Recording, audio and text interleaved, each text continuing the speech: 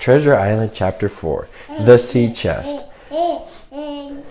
I had lost no time, of course, in telling my mother that I knew about the captain and his strange visitors.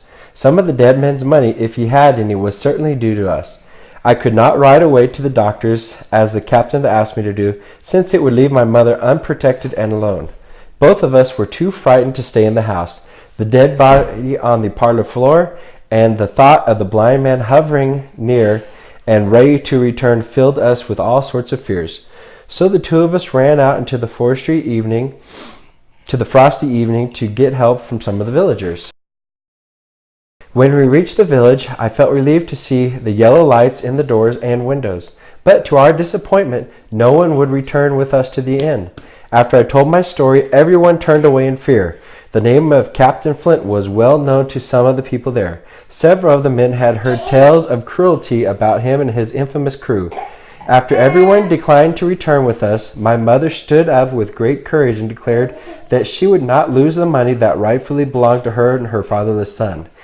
"If none of the rest of you dare," she said, "Jim and I will go back. Small thanks to you, big, hulking, chicken-hearted men. We'll open that chest if we have to die doing it." Of course, I went with my mother, but my heart was thumping with fear as we set out in the cold night. We slipped along the hedges, silently and swiftly, but we did not see or hear anything to increase our terrors, and soon we were safely back inside the inn. I slipped the bolt once again, and we stood and panted for a moment in the dark. We were alone with the dead captain's body. Then my mother lit a candle, and holding each other's hands, we advanced into the parlor.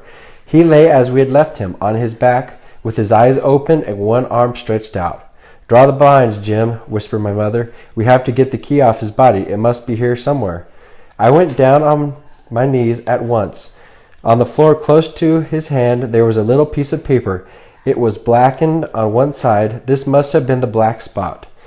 On the other side was written this short message: "You have till 10 tonight." I looked up at the clock. It was almost 6. We had 4 hours. I felt in the dead man's pockets, but all I found were some coins and bits of tobacco. "Perhaps it's around his neck," suggested my mother. I closed my eyes as I tore open his shirt. Sure enough, hanging on a bit of string was a small silver key. I cut the string, and we hurried upstairs to open the chest. It was like any other seaman's chest. On the side, the initial B was burned on the top with a hot iron, and the corners were smashed and broken. We unlocked the lid and opened the chest. A strong smell of tobacco rose from inside. We unpacked the contents layer by layer. There were some clothes, pistols, a Spanish watch, a compass, and many trinkets. But at the very bottom, we found a bundle of papers tied in an oilcloth sack and a purse filled with gold coins. "I'll show these rascals that I'm an honest woman," said my mother. "I'll only take what he owed us and not a penny more." She began to count out the money from the captain's debt. It was a difficult task since the coins came from so many different countries, and neither of us knew their exact worth. When we were about halfway through, I suddenly heard a sound. It was the tap-tap-tapping of the blind man's stick on the frozen road. I urged my mother to take the money and make a fast escape. But my mother, frightened as she was unwilling to take a cent more or a cent less than was rightfully due us. But when she heard the sound of the approaching footsteps, she decided to take what she had already counted. I kept the papers in the oilcloth sack, and we left by the back door. We had only reached the outside of the inn when we could hear a group of men knocking at the front door. My mother and I began to run. "My dear," she said, "take the money and the papers and run on ahead. I'm going to faint, but I won't leave her." But I wouldn't leave her. This was certainly the end of both of us, I thought. Somehow we made it to the little wooden bridge, and I helped her across.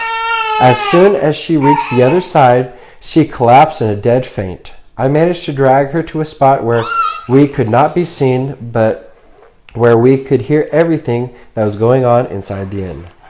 The end.